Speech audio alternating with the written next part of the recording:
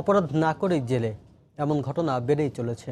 এবার বিনা অপরাধে কোলের শিশুকে নিয়ে জেল খাটতে হলো ভোলার বোরহানুদ্দিনের বিউটি বেগমকে।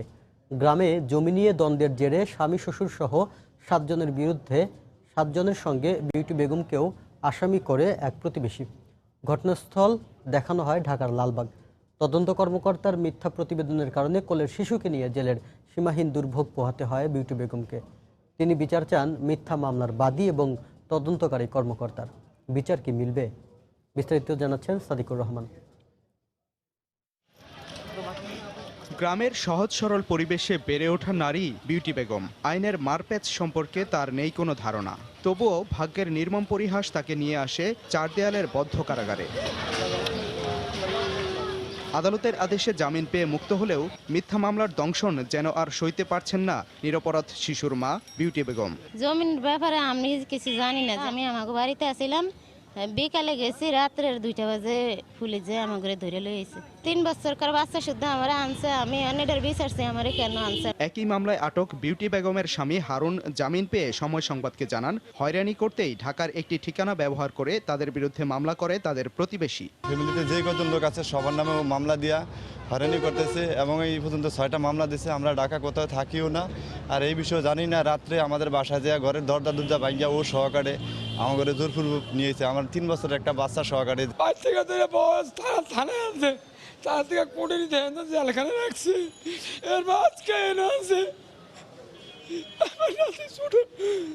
বাচ্চা।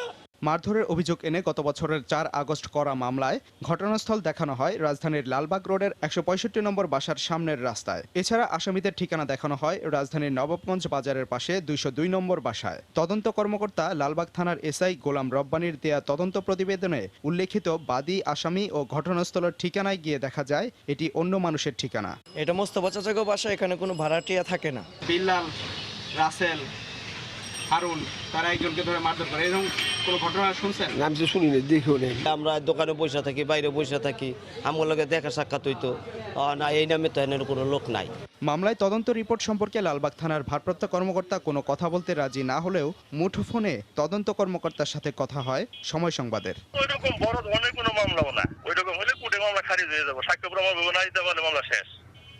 শেয়ার মামলাগুলো তো প্রমাণ করার মূল দায়িত্ব হলো, সাক্ষ্য প্রমাণের মূল দায়িত্ব হলো কোর্টের বাদী। জি, আমরা প্রাথমিক তদন্তটা করে দেই।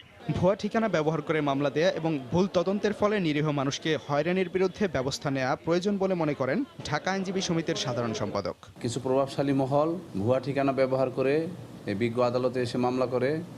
আদালত সেটা ঘটনা ন্যায় বিচারের সাথেই আদালত সেটা তদন্তে পাঠায়, কিন্তু এখান পুলিশ ওইরকম বাদীদের সাথে যোগসাজশ করে এই সমস্ত মামলার প্রতিবেদন দেয়।